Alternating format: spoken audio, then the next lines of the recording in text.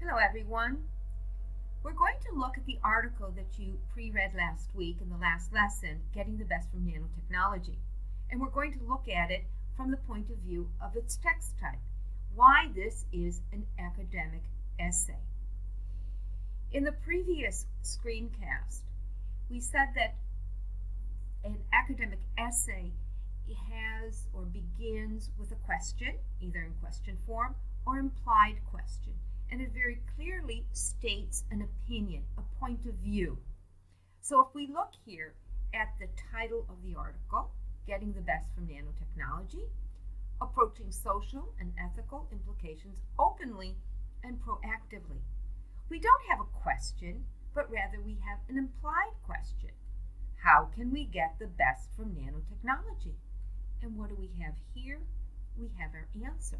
By approaching social and ethical implications openly and proactively. So what we're looking here and we can see is we've got our question and we've got our answer. So how do we do this? We begin to look at the article and say, how does the author support the article? How does he support his opinion that in order to be successful, we have to deal with social and ethical issues? So if we begin and we look, well, there's no abstract, it's not research. We look and we see it starts with a literary quote. It has long been an axiom of mine that little things are infinitely the most important. And Sherlock Holmes was famous for always looking at the little things, and nanotechnology is a little thing. And the author is putting it there not only because nanotechnology is little, but we tend to overlook little things when dealing with new technologies. So let's look at how he begins the article. Nanotechnology has the potential to bring enormous benefits to humankind. So again, he's saying his statement, what he believes, it has the potential. In order to reap these benefits, however, we also need to pay careful attention to potential pitfalls, problems. Every technology is a two-edged sword. It's got benefits and it has pitfalls, advantages, disadvantages. Just ask the caveman who first cooked his food over a fire and burnt his fingers in the process. So again, he's comparing technologies, one a very, very ancient technology, fire, with a more modern technology, but also it's a double-edged sword here. There were some good things. You got your food cooked, but you could also burn your fingers in the process. So right from the beginning, we already see what the author is trying to do, to persuade us that it's good. How does he do that? Well, he starts by giving us a little bit of background about the life cycle of technology. And then he starts here. This will be a new paradigm.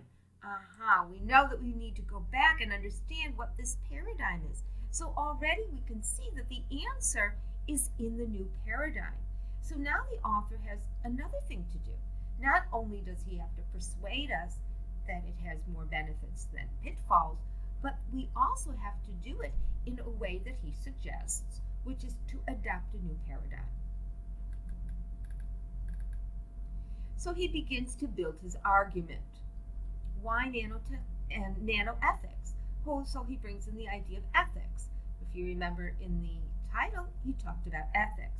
So he's going to talk about ethics.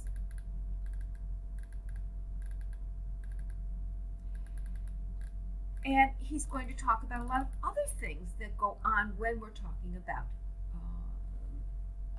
nanotechnology, issues related to health and safety. Again, those are ethical, medical, privacy issues.